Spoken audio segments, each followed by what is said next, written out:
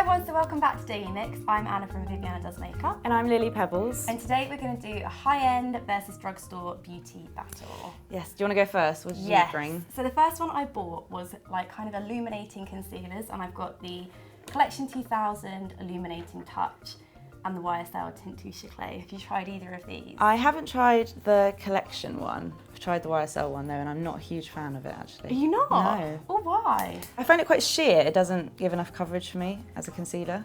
See, I really like these. They're very sheer but like illuminating. You can kind of use them.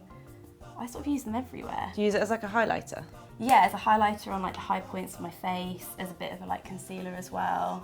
I really, really like them. And out of the two, I think I prefer the YSL one. It's got more of like a sheerer texture, it's easier to blend out. I find that the Collection 2000 one could get a little bit cakey. So out of these two, the YSL is high-end wins. Yep, high-end wins. Okay, so I bought two kind of bronzing base with me. The first one is the Bourjois Bronzing Primer, and second one is the Chanel Bronze Universal, is that what it's called? I think that's what it's called. Which is quite a cult beauty item. I really like the Bourjois one. This one's they're both quite different actually. This has a much kind of softer, moussey texture. Yeah. And I really like to just use my finger to dab it on my cheekbones and then blend it in with like a buffing brush. I like to put it on top of my foundation though, not as like a primer.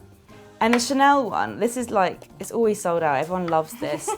I don't know, I have like a love-hate relationship with it. It's a very hard formula compared to the Bourjois one. So you kind of have to swirl your brush around and then use it on your brush, and I just find it can get a bit like muddy. Do you have this one as well? Yeah, it's one of those ones I always like vow to use. I'm always like, come on Annie, you've got to get your use out of it, and then I never really know like how to use it. I think you have to have a quite good like makeup technique to do it.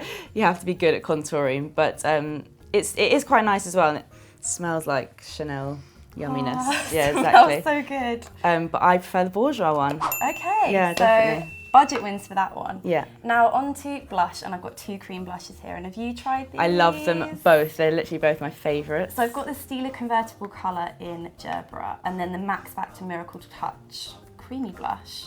What's this one called? Soft Pink? Soft Pink, yeah. Kind of different shades, and the texture of the Max Factor is much more creamy and slippy, would you say? It's kind of like, I feel it's like lip balm. Yeah, it is. It looks really nice on the lips. Yeah, and it's quite sticky. That's why I quite like it. And then the Stila one is very pigmented. Do you find it's like much more pigmented than the Max Factor one? Yeah, it is. I think they're actually quite similar because they're not cream to powder blushes. They're both quite creamy, sticky. Yeah, these two both leave a very like dewy look on the skin. They're definitely one for like maybe oily skin gals to like powder over the top of, I'd say. But I quite like them. They leave like a nice sheen on the cheeks. But I think my favourite out of these two is the Max Factor. Same, mine would be as well. I don't know what you're going to say there because they are both really similar and they're both really nice. I really like the Max Factor. I find that the colour of it looks good on everyone, like a universally flattering shade. And I also like it because it looks amazing on the lips. Yeah, and it's tiny, like it's literally, you can put it in your handbag and it doesn't take any room. It's a really good one for like touching up on the It is. So I've bought two cream eyeshadows with me and I love both of them. The first one is the Maybelline Colour Tattoo 24 Hour in On and On Bronze, which is like my all-time favourite. This is just a really pretty bronzy colour.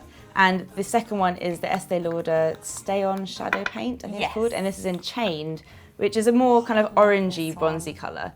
And these are actually quite different as well. This one's much more of a softer, moussey texture. The Maybelline one's really good for like long-lasting makeup. It lasts really well. You can just use your fingers to blend it in. With the Estee Lauder one, I think using a brush to blend it's better.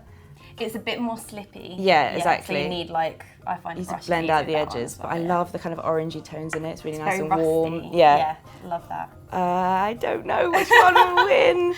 I like them both. I think find they're quite Estee Lauder to different. be a little bit longer lasting. Do you? Yeah, on me. Because it goes on very liquidy and then it dries, like you can't, it just won't budge. It does set. And I think the Estee Lauder one's good for like day and night. With the Maybelline one, you might want to like top it up in the evening.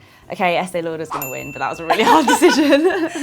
Okay, and I have two nail polishes with me today, and they're quite like both from the orangey red family, which I love. They're completely you colours. They are, but I'm not wearing them today. What are you wearing today? Today I'm wearing Butter London's Bit Faker. It's nice. Which is basically like glittered sand in a bottle. It's kind of Christmassy. for this time of year. No, it's nice. It's kind of like a summery glitter. Yeah, it is actually. Not looking forward to getting it off. No. What have you got on your nails? I've done mine in kind of a crazy yellow floral pattern to go with my new Zara dress. It's kind of just like a yellow base with a few different colours splattered on to look like flowers. So these are both orangey reds, and when they're on the nail, I don't think you can tell the difference. No. Like, complete dupes of each other, except I think the SE is £7.99. Now they're in Boots Superdrug. They're drugstore nail polishes. Really easy to get hold of, and the Chanel I think is £18. So there's a tenner's difference in it. It's quite a lot, and I actually much prefer the SE. It's just, it doesn't really chip on me. I find the Chanel polishes chip so badly. You know how I feel about Chanel nail polishes. I'm a nail polish. I'm obsessed with nail polish, and I own one Chanel, and I never bought them again because they just chip so badly on me. They do, even after like an hour or two. Yeah. And it's got this annoying handle as well. Oh, see, I quite like the little handle. The brush is quite thin, whereas the SE one is much thicker. You can do like one nail and one sweep with it. It's so good. Okay, so now I'm going to talk about lips, and I've brought 2 lip lacquers with me. I love lip lacquers. They're just such a good in-between lipsticks and lip glosses. I've got the Rimmel Apocalypse here in Big Bang, which is the drugstore one, and it's just a really amazing, like, liquidy, bright red. And I've got the Hourglass Rouge Opaque in Raven, which is very similar. They both kind of do the same thing. That one's a bit more cherry. They're very similar. The Hourglass comes in this cute little like bullet packaging, and it's got a very bendy tip, which I like. It makes it really easy to apply. Yeah, so easy to apply this one. And the Rimmel one is a kind of longer packaging, but it's got this little kind of pool of product in the thing, so it kind of it applies more liquidy, I find. It's more of like a lip glossy application. Yeah, they both go on looking really wet, and then they set and kind of last like a stain all day. I prefer the Rimmel one because I find with the Hourglass ones that you can't reapply them on top. They dry out really quickly, and as soon as you kind of press your lips together, they kind of go a little bit drying, whereas the Rimmel one I find lasts all day and it doesn't go drying at all. I think you're going to have a different opinion. Yeah, I actually prefer the Hourglass of this one because it's just like much more matte, I find, the finish. I find that the Rimmel can look a bit glossy, and I don't like a real glossy, bold lip. And with the Hourglass, the tip is just to apply it one coat really quickly and just not mess with it, because once you try to layer it up, it just goes really thick. So if yours kind of starts to fade or go flaky, do you just take it off and reapply? If I can, yeah. Yeah, that's the thing, you just have to be, if you're more patient, then the Hourglass one is amazing and they have really nice colours. But I'm going to say Rimmel wins for me in this one. I love it, and they're really affordable. I have to disagree on this one. Exactly. So that is everything. I hope you guys found this useful. We agreed on some things but disagreed on others, and we'd love to hear what you guys think. Yeah, thank you so much for watching, and don't forget to subscribe to DailyMix TV, and we'll see you soon. Bye. It's actually the shade that Jessica Alba wore to the Golden Globes. Oh really? Yep, she tweeted about it. She's a big fan. We're big fans too. And with this one, you just need to put one